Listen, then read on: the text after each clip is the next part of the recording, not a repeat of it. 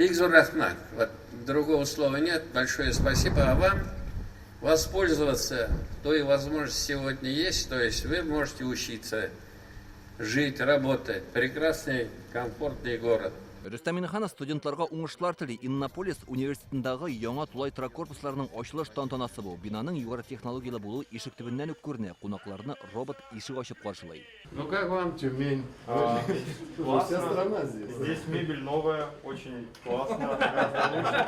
Но главное, чтобы не ломали вы мебель.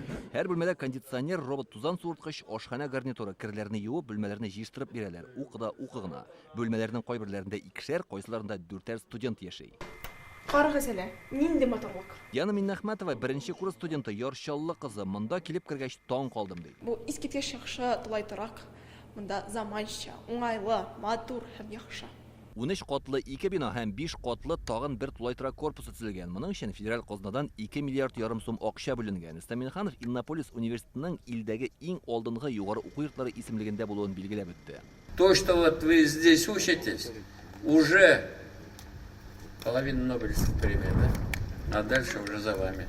Успехов вам! Россия вице-премьеры Дмитрий Чернышенко әйтүенчә, ил күләм проект буенча студентлар өчен заманча торак шартлары булдырыла. Бу уку йортында IT юнәлеш буенча белем алалар. Илнең технологик бәйсезлеген тәэмин итүче яшьләр нәкъ монда гыйлем туплый. Мы даже не верили, что можно это сделать. Заманча технологияләр кулланып, тулай торак төзү һәм аны бөтен ил буенча стандарт итеп куюга без башта ышанып та җитмәгән идек. Хәзер Россия президенты кушуы буенча 2030 елга кадәр төзелүче барлык кампуслар Иннополиста уйлап табылган заманча технология буенча эшләнәчәк. Әлеге тулай торакта иң заманча шартлар булдырылган. Күргәнебезчә, менә шушы пыяла коридор аша алар бер бинадан икенчесенә күчә һәм шунда ук уку йортына да кирип китәләр.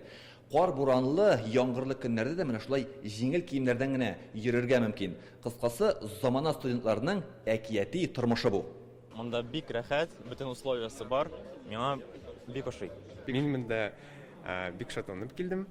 Киләчәктә программист булырга телим. Бу уку елында Иннополистагы югары уку йортына 11 меңнән артык абитуриент арасыннан 432 студентны беренче курска кабул иткәннәр. Алар 18 илдән җыелган. Кунакларга уку йортындагы тикшерүне үзәгенең ясалма интеллект юнәлешендә эшләүче проектларында тәкъдим иттеләр. В этой комнате я проживаю. Бүген Рөстәм Миннеханов белән Дмитрий Чернышенко КНИТУ Каеның Читай форамындагы яңа тулай торагында карады. Ул 620 студентка исәпләнгән. Шулай ук алар электрон китапханә базасы, медицина ярдәме күрсәтү үзәге һәм спорт залы белән дә танышты. Иннополис һәм Казаннан Илдар Сафиуллин, Ләйсән Сәитова, Яңа Гасыр каналы.